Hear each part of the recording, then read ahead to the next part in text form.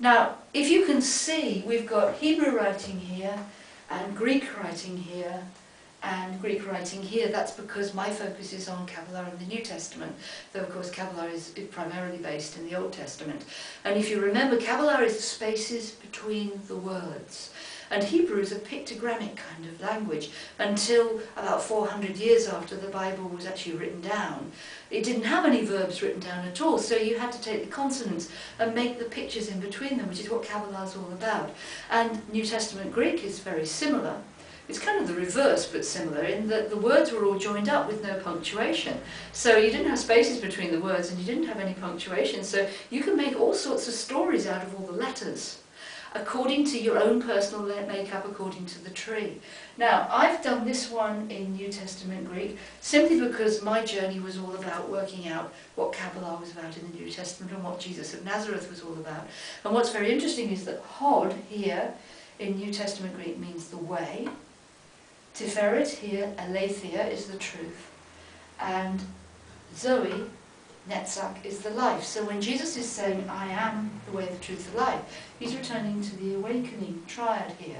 And what he actually does say is, ego eimi, I am the way, the truth, the life. Now he doesn't say, I am is the way, the truth, and life, which would be so much more convenient if he did. But in New Testament Greek, they quite often didn't use the verb to be. So it's quite possible that he's talking about the great I am, the higher self, the lower I am, the self, and this awakening triad being the part of us that wakes up to that level. And also still in the New Testament, we've got the four worlds here. We've got Absolute, Berea, Yetzirah, and Asiya. These fit perfectly with the four Gospels. Each of the Gospels has an emphasis. Matthew, which is the physical world, is very much the emphasis on physical kingship. Jesus' lineage through his father comes out very clearly here, which is ironic because, of course, Christianity is all about the fact that Jesus' father, Joseph, wasn't his natural father. But Matthew is very tribal, very physical, very basic. And at the end of it, when Jesus is on the cross, he goes, oh my God, why hast thou forsaken me? Which is what you would do if in great physical pain. Now, the psychological world is Mark, and Mark is quite badly represented in the modern world because there's lots of things about Jesus touching people with compassion and being kind, and they are actually, according to Bart Ehrman, who's a great New Testament scholar, they're mistranslations. He was actually quite irritated.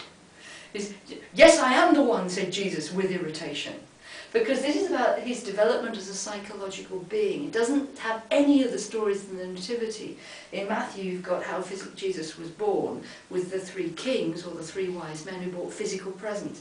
Mark starts with the baptism on the River Jordan, which is all about Jesus' start of a psychological development to a perfect human being.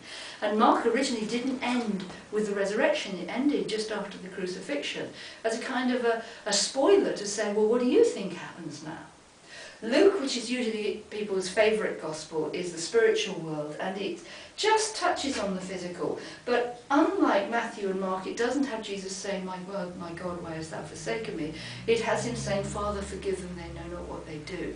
This gospel is at a higher level.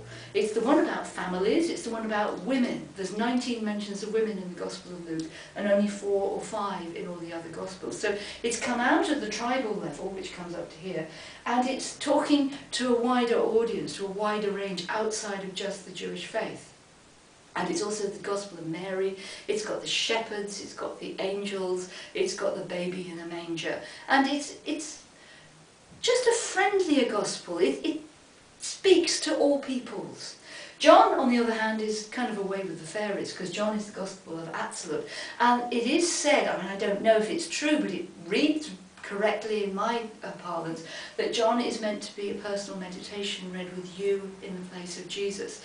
And it's only in John that Jesus makes the great pronouncements, which are the foundation for Christianity, like I am the resurrection and the life, and I am the way, the truth, the life. So he's making those pronouncements at such a divine level where he is messianic. This is a soul that is complete and is ready to go home.